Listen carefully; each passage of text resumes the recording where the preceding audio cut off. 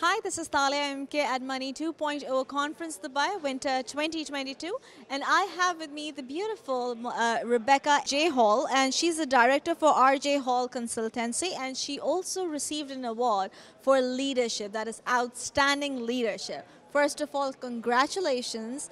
Thank you so much for your time. Please tell us about your consultancy and where does it focus on? Thank you so much. RJ Hall, I've started it about 2.5 years ago when I moved independently to be focusing on connecting people within the finance industry. I have different aspects of the business in learning and development, business development, and project management also. So yeah, that's the main focus in connecting the UAE to Africa and then also parts of the wider GCC region. So I believe you started off on your own like recently, but before that, were you doing any practice anywhere else? Yeah, sure. So I started out in wealth management when I moved to Dubai, coming from a sales background. And then I moved into learning and development for the finance and banking industry, and then later branched out into the legal industry. So I was a director of a company there that was basically channeling that motive. So yeah. That's a true example of beauty with brains, okay? So you were also a moderator at a panel today, which was climbing the corporate ladder, women in law and finance. That is an important topic and a very sensitive and a serious topic. So tell us how and what you focus on and what motivates you to be in the same scenario, same dry corporate where it's a male-centric one. So how do you stand out? What is your motivation? Sure. So today with the panel, I wanted to be able to kind of empower the other women and the panelists that were there, and focusing on key areas that you've just mentioned yourself. Given that it was more of a traditional male-dominated industry, I'd say that it has shifted over the years. However, there's still a lot of work to be done, and I'm a massive advocate for that, and especially in empowering women. Being so young myself compared to many people in this position in their careers, I've faced a number of challenges that are a little bit different to the norm.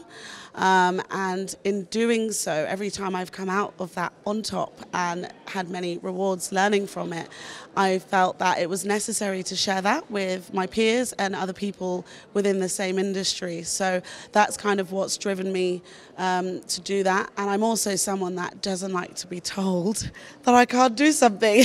So I'm a sportswoman at heart, so I've always got that fighter mentality. So I like to go up against everything, every challenge, yeah.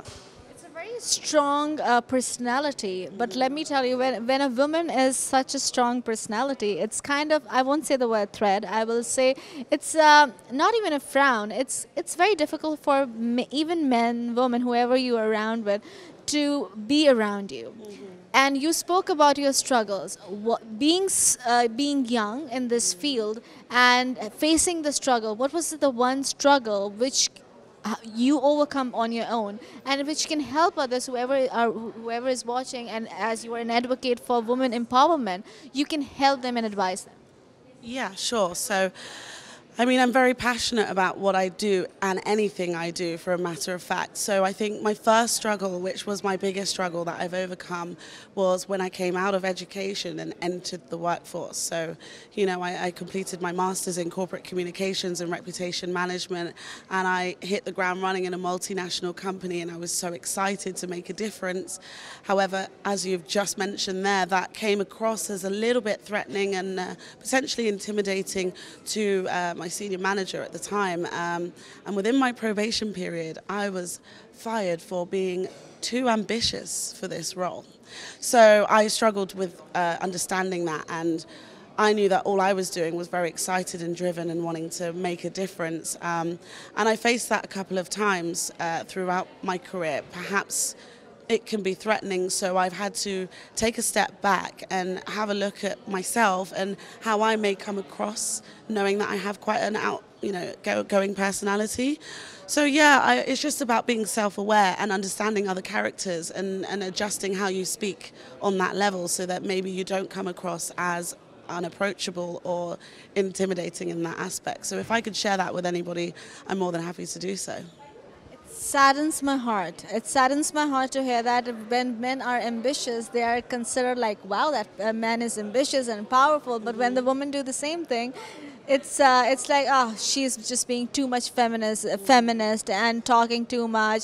She needs to shush her down a little bit, Yeah. which is very true. And we women face these kind of problems in our everyday life.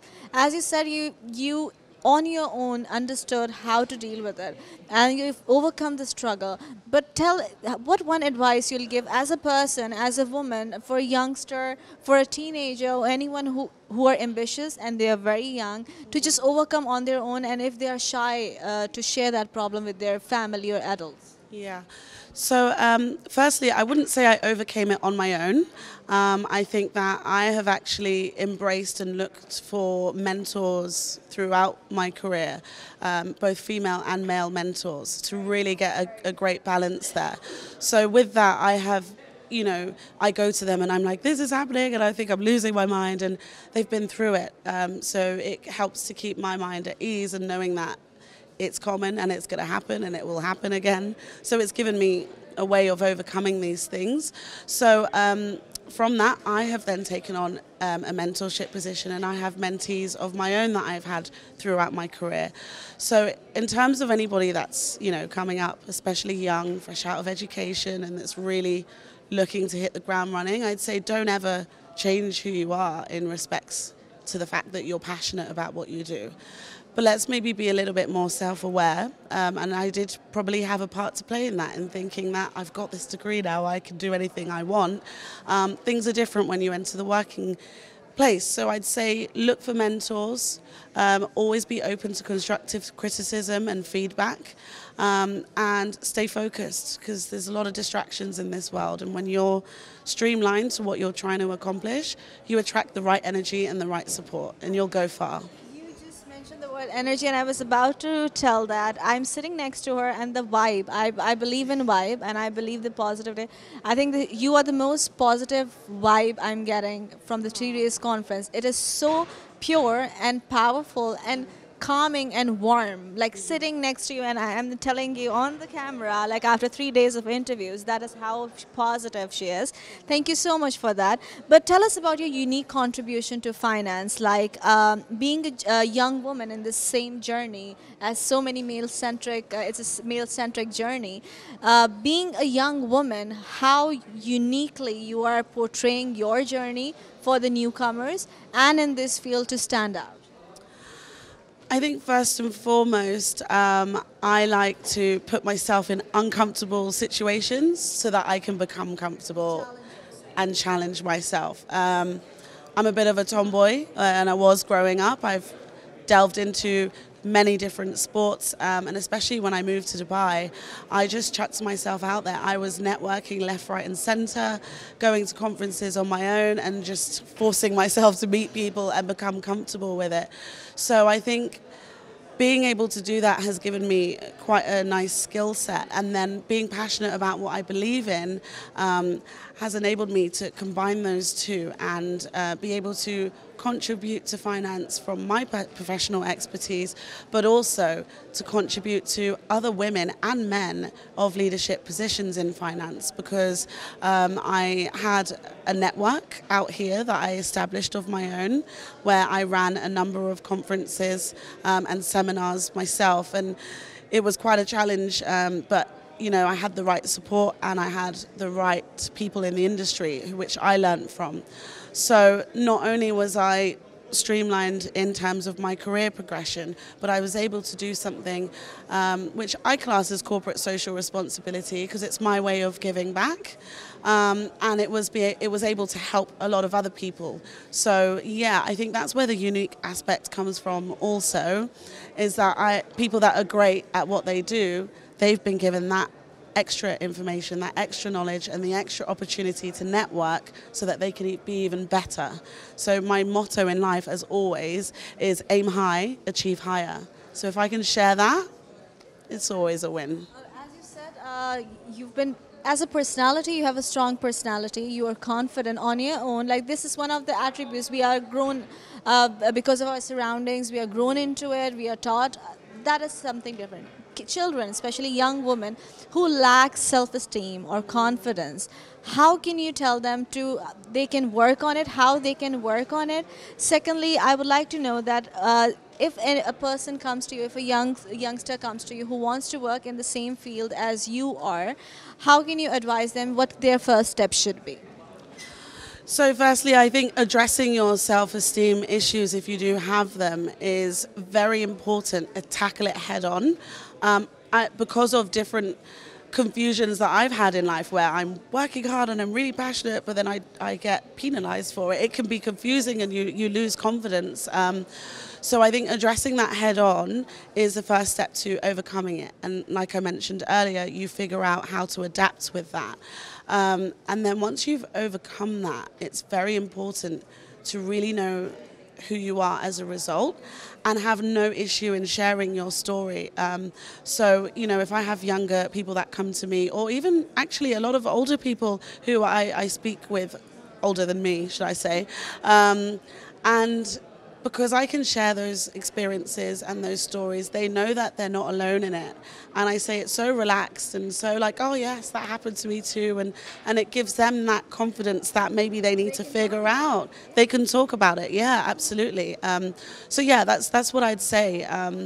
Self-esteem, it's hard because it's not just your career that affects it. It's outer factors in your life also. So like I mentioned earlier, being self-aware and I mean, just constantly trying to find those solutions, it should help you achieve that. I would like to know that for the young girls, especially men, or whenever they're growing up, they know that when they have to grow up and they have to work and get the money home, they are the bread earner of the family. It's kind of fed. No matter what your culture is, wherever you're from, what is your country, it's kind of, I don't know, gender biased thing, but it is there.